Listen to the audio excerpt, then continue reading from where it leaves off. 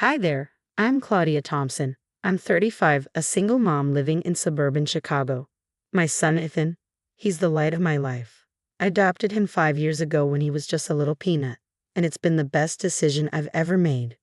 Ethan, honey, have you finished your math homework? I called out, stirring a pot of mac and cheese on the stove. Almost done, Mom, he shouted back from the living room. I couldn't help but smile. That kid, always pushing his homework to the last minute. But he's sharp, just like his mom. My phone buzzed with a text from my best friend, Melissa. Hey girl, we still on for wine night Friday? I quickly typed back, you bet. I need it after this week's shifts.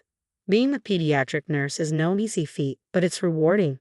Speaking of work, I found my mind wandering to Dr. James Carter, the kind-hearted pediatrician who always goes the extra mile for the kids. And well, let's just say he's not hard on the eyes. Mom, can we go to the park after dinner? Ethan bounded into the kitchen, his homework evidently forgotten. Sure thing, champ, but only if you're really done with that homework. At the park, I watched him dribble his soccer ball across the grass. The kid's got skills. Look, Mom, I'm going to be the next Messi. You sure are, buddy. I laughed, snapping a quick photo for Instagram. Later that night, as I tucked Ethan into bed, a wave of gratitude washed over me. This little boy had made my dream of motherhood come true.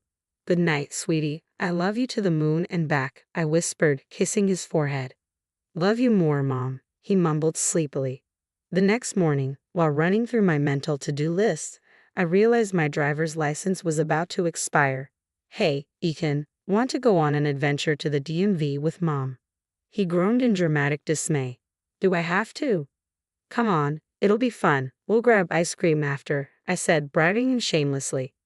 Okay, deal. Little did I know that this routine trip to the DMV was about to upend our lives. As we walked into that plain, gray government building, I had no idea of the storm that was about to hit. But that's life, isn't it? You never see the curveballs coming. Ready for some thrilling bureaucracy, kiddo? I joked, ruffling Ethan's hair. As long as there's ice cream at the end, I'm ready for anything, he grinned back. The DMV was its usual chaos. Ethan and I sank into the hard, plastic chairs for what would likely be a long wait. You brought your book, right? I asked. Yep, right here. He held up his favorite adventure novel. That's when I noticed a man watching us from across the room. He was in his 40s with a scruffy beard and intense eyes. I looked away, hoping he'd stop, but his gaze stayed locked on us. Suddenly, he stood and made his way over. Excuse me, he said, his voice trembling. I'm Robert Lawson. That boy, he's my nephew, Michael.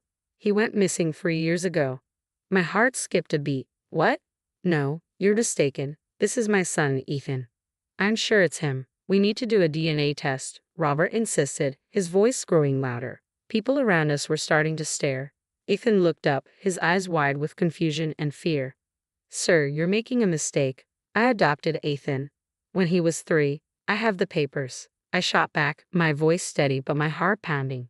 Those must be fake. That's my sister's son, Robert shouted, his voice full of desperation and anger. A security guard approached us, assessing the tension. Is there a problem here? He asked, eyes darting between Robert and me. I stood up, instinctively placing myself between Robert and Ethan. Yes, I said firmly, this man is harassing us. We're leaving.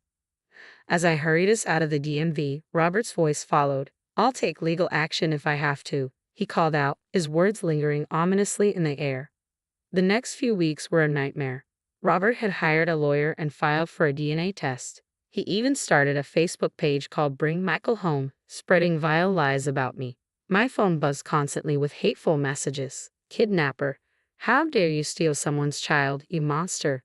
The relentless accusations kept me up at night. At work, I was exhausted and distracted, and my performance began to slip. Dr. Carter, noticing my state, pulled me aside one day. Claudia, are you okay? You seem distracted. It was the smallest show of kindness, but it was enough to break down my defenses. Tears spilled over as I confided in him, sharing everything. He listened patiently, his gaze full of concern. I'm so sorry you're going through this, he said gently. Is there anything I can do? I shook my head. Unless you can make this nightmare disappear. At home, the tension was getting to Ethan too. One night, I heard him crying softly in his room. Honey, what's wrong? I asked, wrapping my arms around him. Are they going to take me away? He sobbed, his small body trembling. I held him tight, my heart breaking. No, baby, I won't let that happen. You're my son, no matter what. But inside, fear gnawed at me. What if the adoption wasn't legal? What if I could lose him? Desperate, I called Melissa. This is insane, she said, her voice steady but sympathetic. Have you thought about doing the DNA test? Prove he's not related to this guy. But what if it shows something else? I whispered, voicing my deepest fear. What if there was a mix-up at the agency? Claudia, you can't live like this. You need to know the truth. She was right. The next day, with my hands trembling, I called my lawyer. I'll do it, I said, my voice barely steady. I'll take the DNA test. The wait was excruciating. Each time my phone buzzed, my heart jumped, wondering if it was the call that would change everything. To keep myself from spiraling, I took matters into my own hands. I hired a private investigator, Mike Russo, to look into Robert's past. I'll dig deep, Miss Thompson, he assured me. If there's anything shady, I'll find it. Meanwhile, Dr. Carter had been an incredible support. One evening, he called me, his voice tense. Claudia, I've been looking into that adoption agency. Something doesn't add up. My stomach twisted. What do you mean? There are irregularities in several cases, including Ethan's. I can't say more over the phone. Can we meet? The next day, over coffee, he laid out the documents he'd uncovered. My hands shook as I looked at the evidence. This can't be happening, I whispered, feeling as if the ground was crumbling beneath me. Just then, my phone buzzed. It was Mike. Miss Thompson, I found something. This Lawson guy, he's a career con artist, insurance fraud, identity theft, you name it. Relief flooded through me, quickly followed by anger. That man had put us through hell. But my relief was short-lived. The DNA results had arrived. With trembling hands, I opened the envelope. Ethan's not related to Robert, I exhaled, feeling a brief surge of relief. But as I read further, my blood ran cold. Ethan matched a missing child from Florida. Dr. Carter placed a comforting hand on my shoulder. Claudia, I'm so sorry. I felt like I was drowning. What did this mean? Had Ethan been stolen? The days that followed blurred together. Robert was arrested for fraud and harassment, but I could hardly savor the victory. The thought of losing Ethan haunted me. One night, as I tucked him in, he looked at me with concern. Mom, are you okay? You seem sad. I fought back tears. I'm okay, sweetie. Just tired. I love you so much, you know that.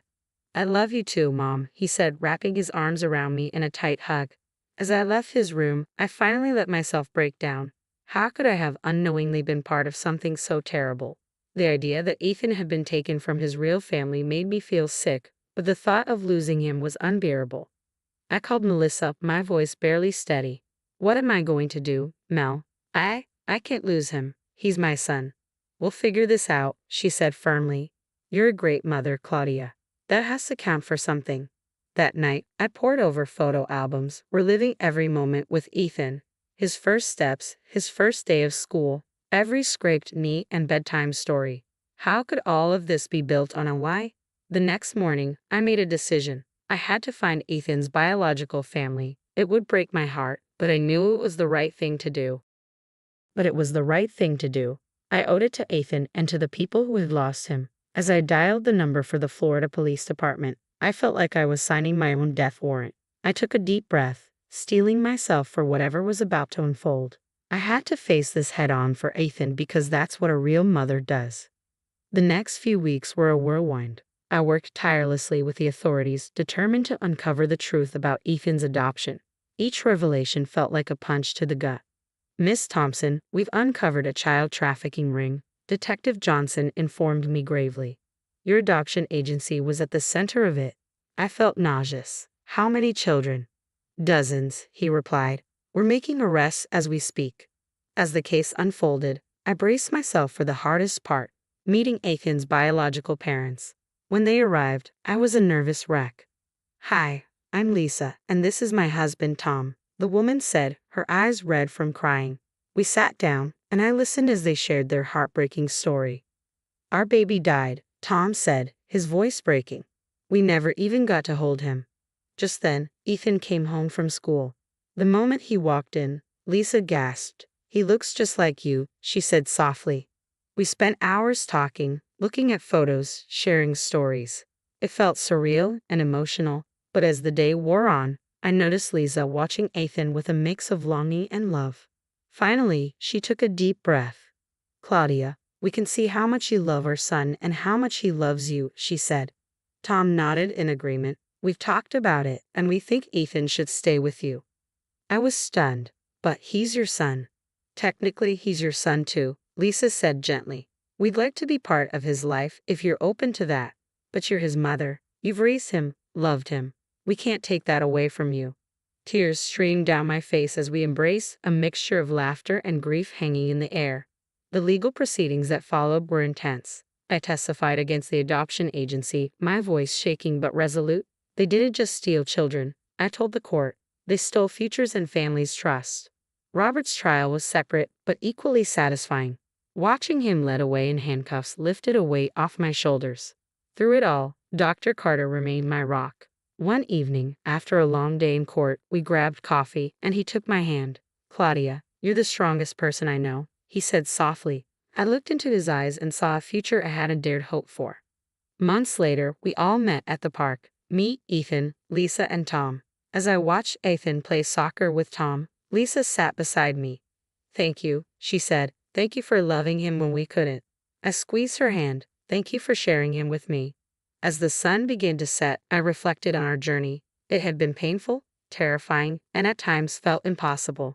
But watching Ethan laugh with his birth father while his other mom sat beside me, I realized something profound. Family isn't just blood. It's love, sacrifice, and doing what's right, no matter the cost. Sometimes, family is what you make it. Against all odds, I found myself asking, if you were in Ethan's biological parents' shoes, could you give up your child to someone who raised them, even if it meant sacrificing your own chance to be their primary parent? What would you do in this situation?